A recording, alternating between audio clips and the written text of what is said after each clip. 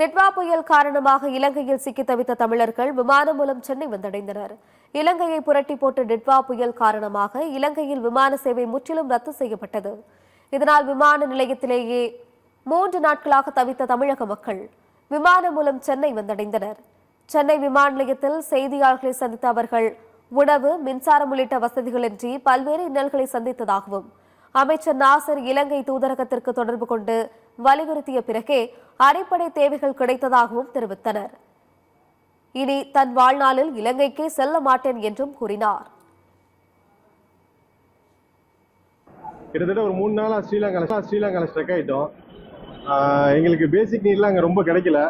எப்போ நம்ம நியூஸ் சேனல்ல போட்டு அதுக்கப்புறம் எம்பசி மூலியமா தான் எங்களுக்கு எல்லாமே கிடைச்சிச்சு. கிட்டத்தட்ட ஒரு 3 நாள் ஆச்சு இன்னையோட. ரொம்ப கஷ்டப்பட்டோம்.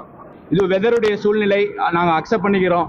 அவங்க வந்து என்ன பண்ணாங்கன்னா, வேற ஒரு ஏர்போர்ட், மத்தலங்கிற ஒரு ஏர்போர்ட் 250 கிலோமீட்டர் தள்ளி உள்ள ஏர்போர்ட்டில் போய் எங்களை வந்து இறக்கி விட்டாங்க. இறக்கி விட்டு ஒரு 3 மணி நேரம் ஃப்ளைட்டுக்குள்ளே இருந்தோம் சார். வேற ஏதாவது சிக்னல் கிடைக்குமா, திருப்பி கொழும்பு ஏர்போர்ட்டில் போய் இறக்க முடியுமான்னு சொல்லி அவங்க முயற்சி பண்ணாங்க. பட் அவங்களுக்கு எந்த சிக்னல் கிடைக்கலன்னு சொல்லி கடைசியில் வந்து அந்த மத்தள ஏர்போர்ட்லேயே எங்களை வந்து இறக்கிட்டாங்க. அந்த மத்தள ஏர்போர்ட்டில் வந்து அது ஒரு சின்ன ஏர்போர்ட்டு, அங்கே பெரிய ஃபெசிலிட்டிஸ் எதுவும் இல்லை.